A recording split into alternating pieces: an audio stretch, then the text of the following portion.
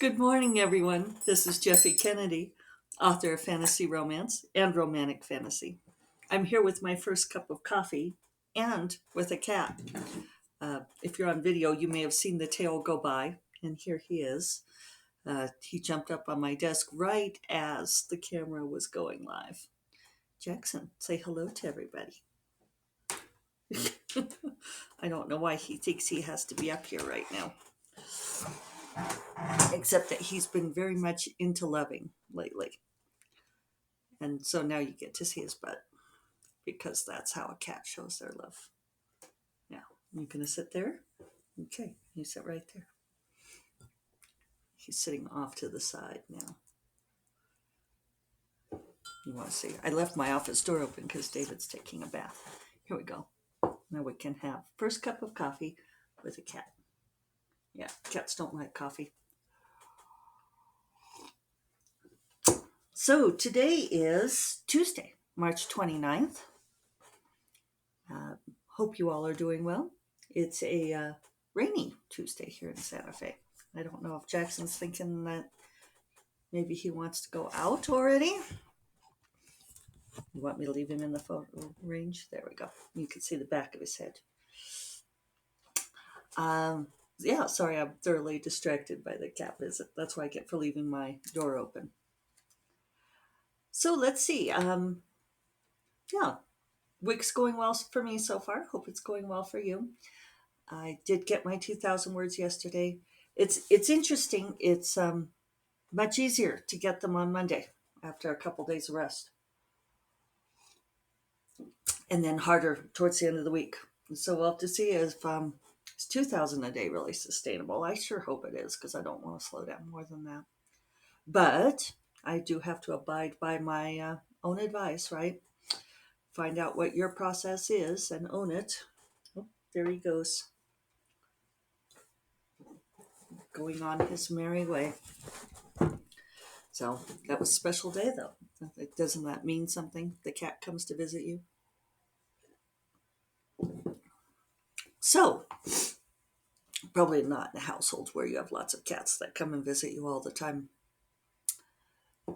It seemed like I had a few things to talk about today, and now I don't know what any of them are. All right. So, one thing I do know I want to talk about is I mentioned, I guess it was on Friday when I was talking about the SEFWA changes in membership requirements. And I mentioned the story about how my uh, my story, Pearl, got published in two different magazines almost at the same time by accident. Um, and I mentioned that it was the second time that that happened to me. And the first time was in this Wyoming Wildlife magazine, which was the magazine and is still the magazine for uh, Wyoming Game and Fish. So I was living up in Wyoming at the time, and I worked for Wyoming Game and Fish.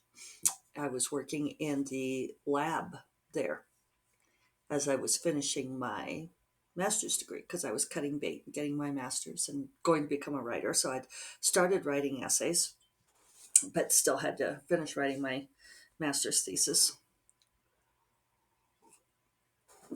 And I was sending out essays places all the time. Yeah, and I talked about this some on Friday, I think. Yeah, that I had my ping pong method where I would send a story out. I would have it at three places at a time.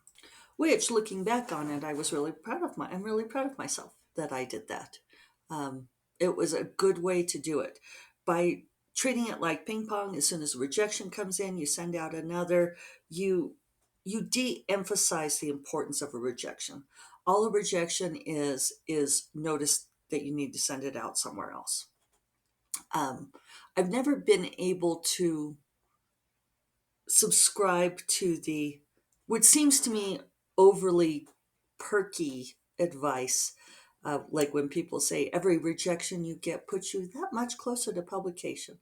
Um, I I never really got that one, but it was a you send it out, they send it back. I could get behind the ping pong thing, and I had my list of publications of the order that I wanted things published in, organized. I sorted by different criteria. Um, I didn't always know what I was doing. For instance, I did not understand. I mentioned this on Friday when I was talking about trying to get that science fiction story published. I didn't understand the arcana of the science fiction and fantasy short fiction market, which I now understand much better than I did then, and yet I still find it um, arcane, I guess. I'm glad I'm a novelist. It's a very particular community, the short fiction market. And I did not understand then that there were the qualifying markets that would qualify you for SIFWA membership, and people would submit to those first because that would be more likely to make them SIFWA members. And really, it's supposed to be that they pay pro rates. And I'll take this moment to do a little bit of a plug for SIFWA, because what we're doing is, now that we've changed membership requirements, we're creating a much more comprehensive scorecard for marketplaces that will take into account many more things than whether or not they pay pro rates. Because just because a marketplace pays um, what we consider to be, and really we need to change our lingo, I need to do that too, minimum pro rate. Minimum pro rate is 8 cents a word, which is like, you guys, rock bottom. I've talked about how, like back in the day, the glory days, I got paid $1 a word, $1 a word, and we're calling minimum pro rates 8 cents a word. Well, there's a little bit of difference there. Um, I don't know what voice that was. So we need to take into account the fact that even though a marketplace may pay 8 cents a word, that doesn't necessarily put food on the table, right? Which is really our goal. We want writers to be paid professional rates. We want people to be able to make a living from their art and their craft. So there are other things about marketplaces, whether they are um, open to submissions. Um, there are some marketplaces that say they're open to submissions, but really they only take stuff that they solicit or that come through agents. Not necessarily bad, but it is a factor in, is this something that a writer can access? Like, what kind of commitment do they have to BIPOC? Um, how responsive are they? What are their contract terms like? How soon do they pay? A market may promise to pay a minimum professional rate, but drag their feet forever. They might try for rights grabs. So these are all things that we want to take into account, and we're going to end up giving uh, different markets scores. And like, the more they pay, the higher the score they get. But also there's other scores in there. And this short fiction committee has been working really hard on this, and they're amazing. And eventually, I would like to expand this out to novel markets and so forth. And, like, even online retailers. What score would we give Amazon? I mean, we make the money there, which ends up being like the make or break, right? But responsiveness can be lacking. Although we do, SEFWA has an Amazon liaison who has been very responsive. I can email her and she has replied quickly. So that's something. And that's good to have for when we save that for when we need to escalate things. So anyway, um, here I was back in the day sending out lots of short fiction pieces and to all kinds of markets. And so I had sent an essay to Wyoming Wildlife. And I don't think I'd realized it at the time, but actually, I was no longer working for Game and Fish. I had been working for Game and Fish and was no longer because I had gotten this job as an editor writer with a petroleum group because I was building my writing chops. And but the editor of the magazine, Chris Manson, didn't realize that. And they had this policy where they did not pay department employees for articles. And so imagine my surprise when David brought home the magazine, because all employees got a free copy, got a free subscription, and here was my essay by Jeffy Kennedy, at least correct byline this time, called Bullets. And it was about me learning, David teaching me how to shoot a gun, which I didn't want to learn how to do. Um, so not only did they not pay me, but I had no idea I was going to print it. And this is an example of not a great marketplace, right?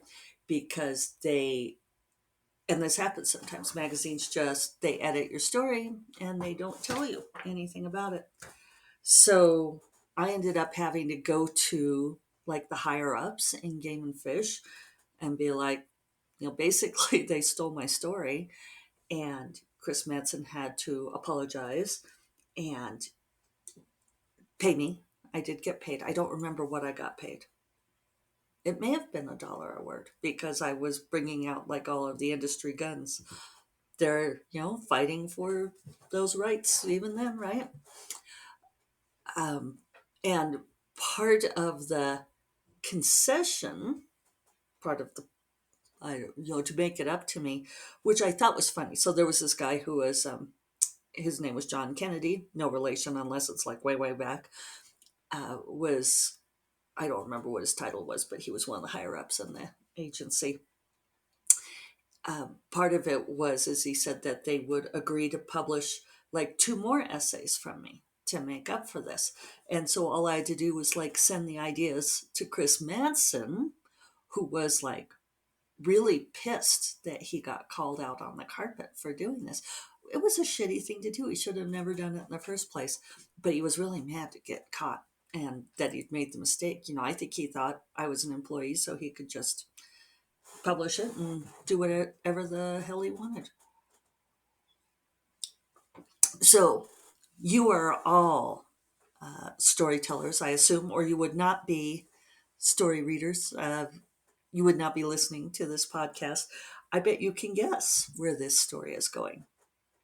Yes, uh, I never published another thing with that magazine. I sent Chris all kinds of essay ideas, and he ignored me entirely. And I had told John Kennedy that this would happen. And he's like, oh, I don't think so. But he also didn't care. Once he dealt with the problem and came up with the solution, he um, moved on with his life. Um, but it's interesting because it's one of the ways that uh,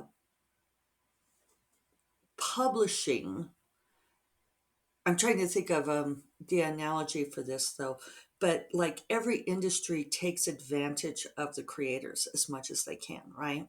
We know all these stories about, like the movie companies having their stables of actors and controlling their actors' lives. And, you see the biopics on that, like about Judy Garland and that sort of thing. We know things about like the record companies and how they use the talent and try to control the talent. And the same thing happens in the publishing world. Traditional publishing, from short fiction markets to the publishers who put the books out in the world, they will take advantage of the creator as much as possible.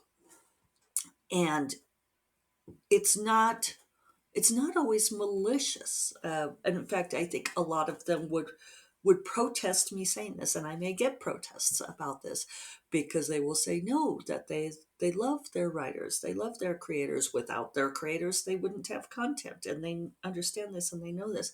But the thing is that they are also in business. They are doing this thing because it's a business for them. And so, yes, they need the content and they love the content, but they're not doing this out of the goodness of their heart.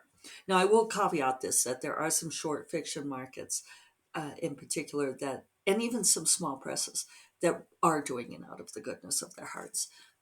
They're also struggling because they, uh, they're blah, blah, I'm not being articulate. Um, a lot of them are struggling. They're, they're trying to do their best, but they aren't necessarily um, doing as well as the cutthroat ones, which is ironic, right? So what's the solution here? What are we talking about?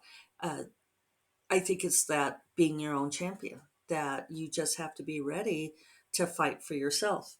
Um, if we go to the rock band example, one of the things that we can see in the movies that we know that happens is that the rock bands get out there and they're partying. I mean, it's a really difficult schedule.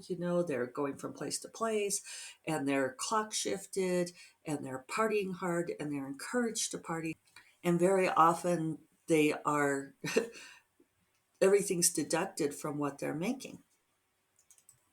I have a friend who dated a member of Dokken.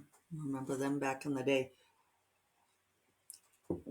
And he failed to pay taxes for a lot of years, and he got levied these enormous fines and blew all his money. And much later was like living in his mother's sewing room. He had nothing left. So the thing is that there's never an excuse to not be smart about your business practices. And I think that the business minded people know this about creators, is that creators are not necessarily business minded. We don't want to be, right? But if we did, we'd be in business, right? But you got to learn. You got to be ready to fight for your rights, and you have to be ready to get mean with people, and not all of us like to do that either. But you have to keep in mind that if they can take advantage of you, it's usually to their benefit to do so. My nose is so itchy today. That's why I keep pausing. I'm sure it's like the allergy thing. I'm getting pollen itches. So, you know, I guess the other message I have here is that I didn't have any way to leverage Wyoming Wildlife or Wyoming Game and Fish after that point. Once I'd signed that agreement, there was no further penalty. And really, I didn't have a whole lot of leverage to begin with other than threatening to expose them. It was that's often the only recourse we have against these groups or companies or corporations, right? Is to make them look bad, to threaten their sales. That's the only thing they really care about. Game and Fish is a government agency, so it was a little bit different there. Um, but ultimately, they have the ability to resist. And so that's what we have to do as creators. That's why we have organizations like CEFWA to uh, be able to band together to create that leverage and to support each other. So thus endeth the sermon, I suppose. Uh, yeah, I don't think I have anything else to talk about today. I hope that you all have a wonderful Tuesday, and I will talk to you all on Thursday. You all take care. Bye bye.